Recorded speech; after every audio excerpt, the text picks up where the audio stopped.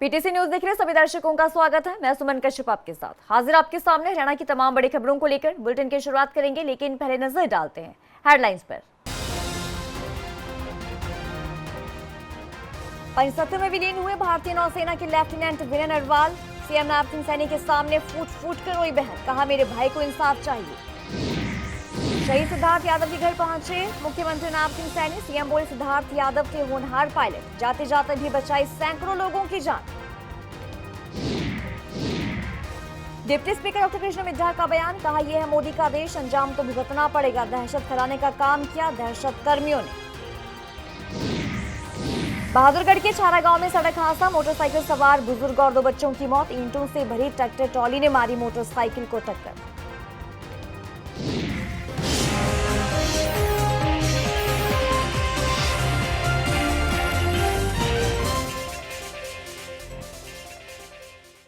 और अब खबर विस्तार से। पहलगाम में हुए आतंकी हमले में मारे गए विनय नरवाल का पार्थिव शव उनके पैतृक गांव पहुंचा, जहां पर हजारों की संख्या में लोगों ने उन्हें श्रद्धांजलि दी।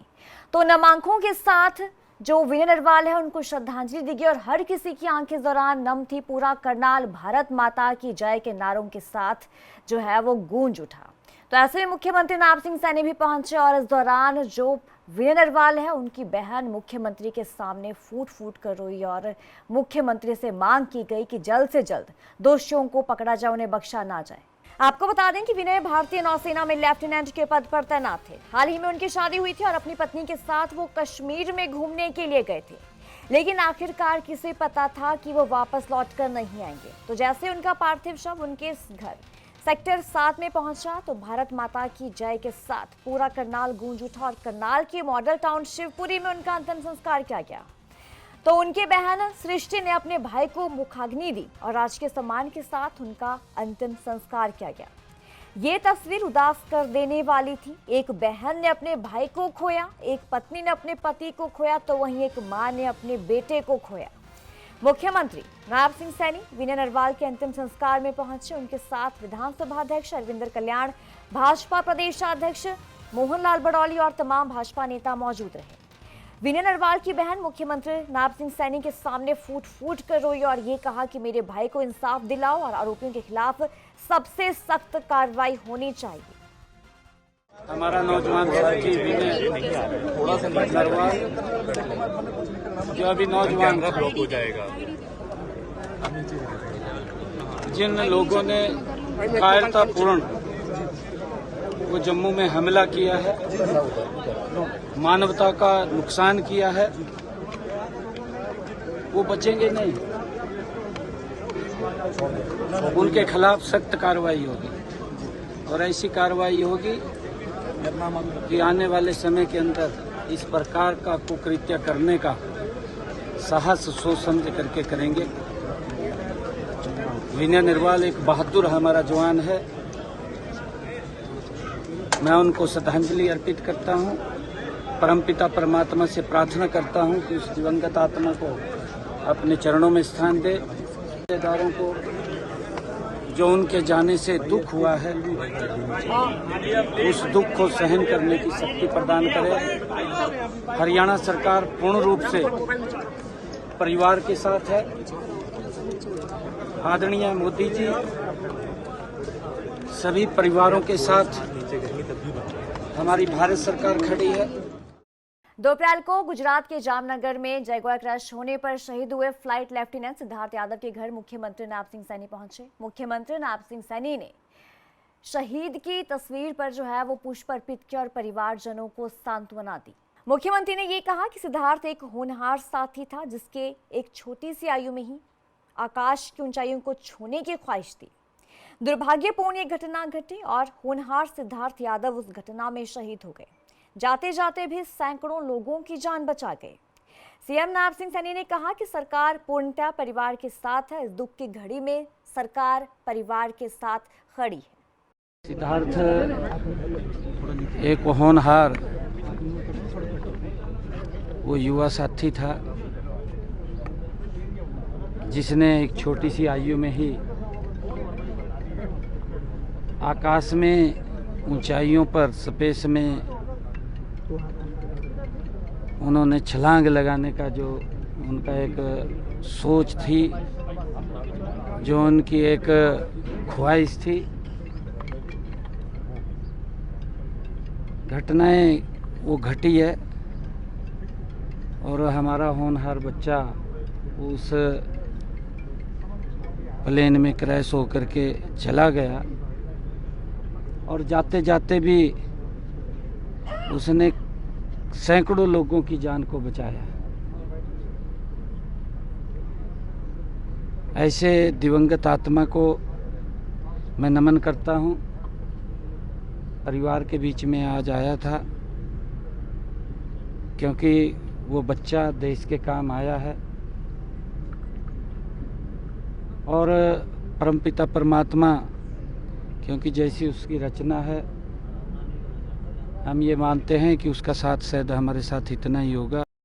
डिप्टी स्पीकर डॉक्टर कृष्ण मिद्धा ने पहलगाम में हुए आतंकी हमले को लेकर बड़ा बयान दिया है। उन्होंने कहा कि जिस दिन हिंदुओं ने अपने अस्त्र शस्त्र उठा दिए उस दिन लोगों को रहना यहाँ पर मुश्किल हो जाएगा। आगे कहा कि ऐसा वैसा देश नहीं है, ये मोदी का देश है और यहाँ पर लोगों को गलत का अंजाम भुगतने के लिए तो तैयार ही रहना पड़ेगा। डिप्टी स्पीकर डॉक्टर कृष्ण मिद्धा ने यह भी कहा कि ये बहुत ही निंदनीय घटना है जिस प्रकार से दहशत कर्मियों ने दहशत फैलाने की कोशिश की है। दहशत कर्मियों ने हिंदू धर्मकों को मारने का काम किया है। उन लोगों की गलत फहमी है कि हिंदू धर्म ऐसा धर्म नहीं है कि कोई भी उन पर अटैक कर दे। सुनिए क्या कुछ कहा डिप्टी स्पीकर डॉक्टर कृष्ण मिद्धा ने। निंदनीय घटना है और जिस प्रकार से दहशतगर्दियों ने ये दहशत फैलाने का इस स्वर्ग में काम किया, जो बड़ी मुश्किल से हालात सुधरे थे और वहाँ के लोगों को इसका फ़ायदा मिल रहा था। इतने लाखों की संख्या में लोग कश्मीर में घूमने जाने लगे थे। आज दोबारा से सब लोग अपने घर बैठ जाएंगे और कश्मीर बिल्कुल सूना हो जाएगा और वहाँ के लोगों का जो रोजी रोटी का मर्रा था वो सब खत्म हो जाएगा। और जिस प्रकार से दहशतगर्दियों ने धर्म पूछ के मारने का काम किया, वो लोग भूलते हैं कि हिंदू धर्म कोई ऐसा धर्म नहीं है कि आप उस पर इस तरह से अटैक कर देंगे। हमें भी सिखाया जाता है, लेकिन हमें ये सिखाया जाता है कि आप धर्म में बड़ी शालीनता से रहिए, बड़े प्यार से रहिए।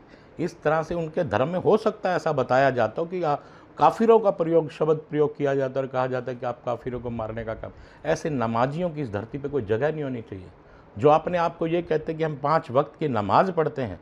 अगर उनका खुदा, उनका मालिक अगर उनको ये बात शिक्षा देता है तो फिर उनको सोचना चाहिए कि उनको शिक्षा किस प्रकार से मिल रही है।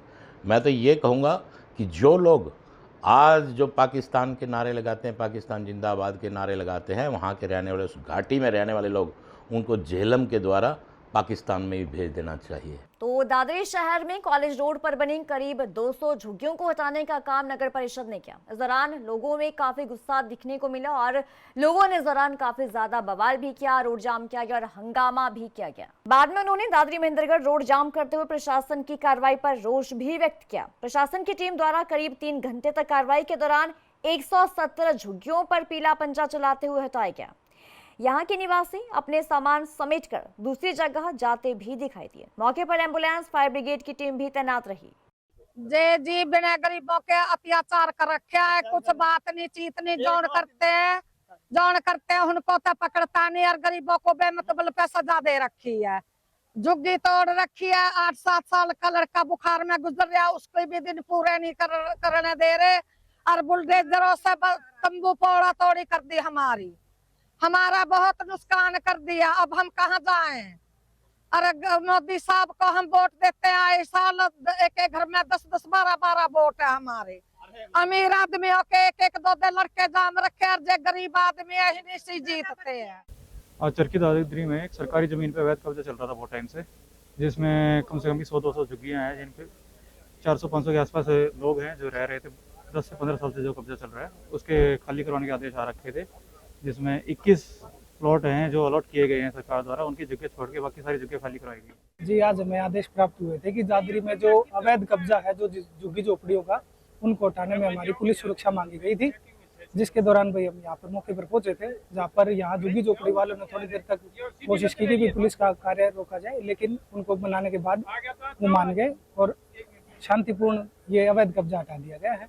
और अभी तक सुरक्षा के सारे इंतजाम किए जा चुके थे और सभी प्रशासन यहाँ मौके पर था और शांतिपूर्ण ढंग से अवैध कब्जा हटा दिया गया।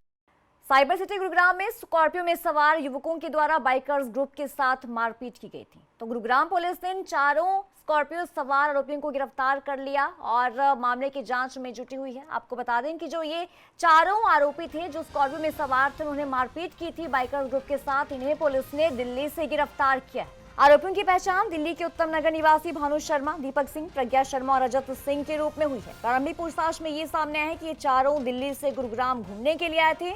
रास्ते में जा रही बाइकर्स ग्रुप के साथ उनके इशारों में कोई बात हो गई। ये बात बहस में बदल गई और इन्होंने गुस्से में आकर उनके साथ ना सिर्फ मारपीट की बल्कि उनकी बाइक को भी तोड़ दिया। तो बताया जा रहा है कि बेसबॉल के बल्ले से जिस बाइक को तोड़ा गया उसकी कीमत करीब 11 लाख रुपए।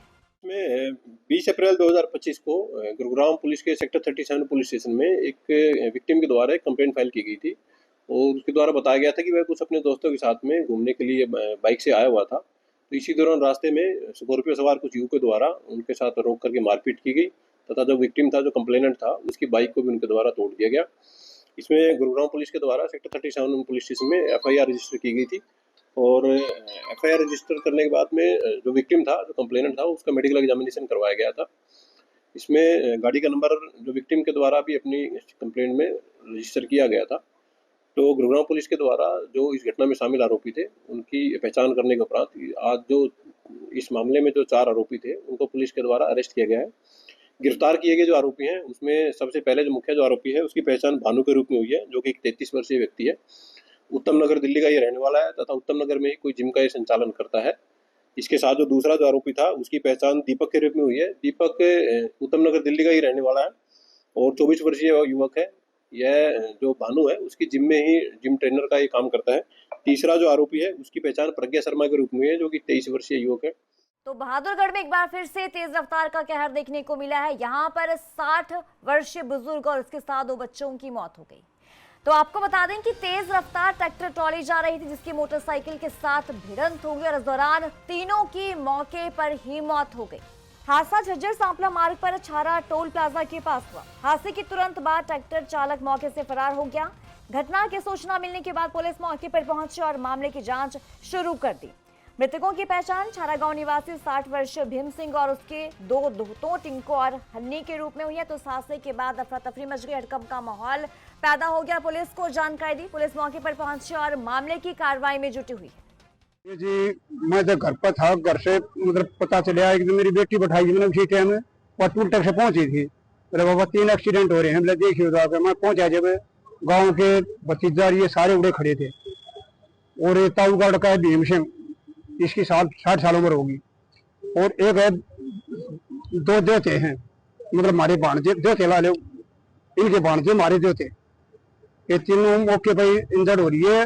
जो टूल टैक्स से 200 मीटर पीछे जो अपने सर्विस रोड है, जो मेन रोड के साथ में जो रोड जाता है उस कट के ऊपर ट्रैक्टर मार गया 855 स्वराज 855 ईटा भरा था। वो गांव की तरफ मुड़ गया वापिस, हम गए एक्सपायर हो रहे थे। ट्रैक्टर वाला भाग गया, उसी टाइम ऐसे तो आया था, उसी टाइम में पहुंचा जब और और वो ऐसे तो दोनों वहां पर पहुंचे थे। फिर वो बोले बैठो बोले उसी टाइम बैठा कर आराम यहाँ पर हमारे बोले बैठो 2 जने हम आगे थे। टिंकू और जो तेरा नाम है, बड्डे का टिंकू, उसकी उम्र है 13 साल और छोटे का हनी, वो जो छोटा है वो। इस बुलेटिन में इतना ही। खबरों की ज्यादा अपडेट के लिए आप बने रहिए PTC न्यूज के साथ।